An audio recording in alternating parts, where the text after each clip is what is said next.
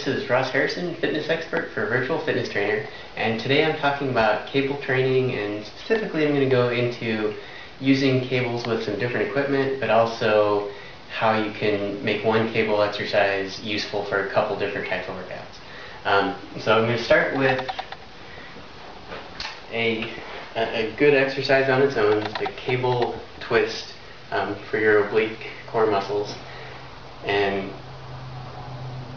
just turning side to side.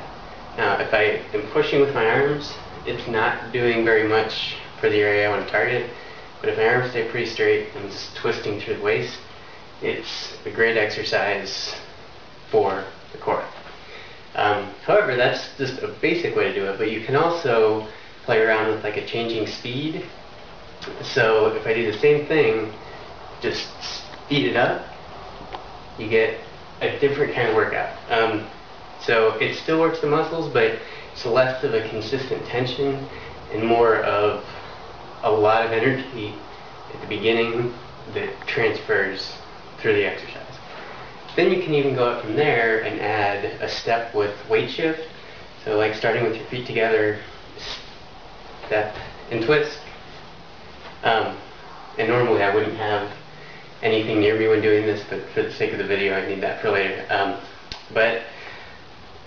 So stepping and twisting, you get a weight shift kind of action that you don't get with the other exercises. So in practical purposes, like if you're training for say baseball or something where you're batter and swinging, you can actually practice shifting and twisting. So you get, it's not obviously the exact same thing as a baseball swing, but you can train the specific motion of starting with energy from your leg and transferring that energy up through your body and through your arms and essentially to the bat.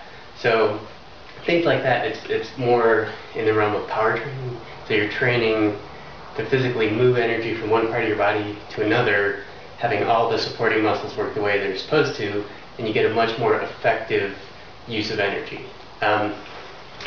But again, starting off slow, it's a great exercise to support the muscles, and just by playing with speeds and different things, you can really apply the exercise to multiple different situations. So the next exercise, we can use ball and a different cable, just so I can have one in each arm. And this one, this is, well, an exercise for a lot of your back and arm muscles. So just laying down on the ball and start with your feet apart, but just pulling straight back. Obviously the distance you are from the wall will affect the difficulty. But just with anything like this, the straighter your spine is, the better. And you don't want to be doing like wrenching your neck back or anything like that. It's just not good. Just for the help of your neck. But so with the ball, you have an added level of stability. So if somebody like pulls really hard with one arm and not as hard with the other, and people do that a lot, you'll feel the shift in the ball. So it teaches you to use all your muscles symmetrically, essentially, so you get a similar for the right and the left. So you can even progress that, since the ball isn't quite stable and moves, then if you bring your feet together, you have a smaller base of support. So those kind of differences from side to side are even more pronounced, and it's a lot easier to tilt from one way or another. And then one step up, you can even go just with one foot on the ground. And that makes it significantly more challenging, because if you don't have enough control, and I'll just sort of demonstrate on purpose, but like if I pull too much over here, it doesn't take very much for me to start rolling. Obviously, you want to be in a position where you can do the exercise well, but also for stability challenge, you want it to feel like you really have to concentrate to stay in the correct position.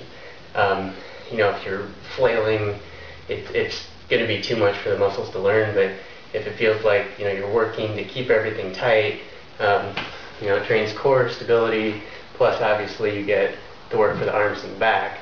So it's a great exercise just to work a lot of different things. The final exercise I'm going to show today is just a bench press, but this is a way to use cables with weights. Obviously, this is a different kind of cable. It's thicker and it's made specifically to go in a bar with weights. But I'll demonstrate a few. And so obviously, as the weight comes down, the cable shortens, and as it pushes up, it lengthens. So the weight becomes more challenging the further it gets from my body due to the cable. And also, even if I try to push faster, the faster I'm pushing at the end, the more the cable's resisting me. So if you try to push fast with just regular weights without a cable, you'll get a jerky, basically you'll end in a jerky motion, which puts stress on the joints. With the cable, it acts as a resistance against you, so you can push a little harder without that negative stress. And the just to show the cable real quick, it's really big loops. There are a number of different kinds of cables for training with weights. Some of them are just like a giant rubber band, but you do need specialty, like you need a cage or something where you can tie one end to a bottom thing that won't move in one end of the bar. But training cables with weights is becoming more popular. You won't generally find them at your average gyms or things like that. But if you want to train a combination of strength and power, it allows you to push harder, push faster, without sacrificing joint stress, things like that. But it's just another option. So lots of different cables, lots of different ways you can use them. You can use them to increase strength, power, stability. You can just do them quickly to get a good cardio toning workout. And so that's just a little assortment for today. Thanks.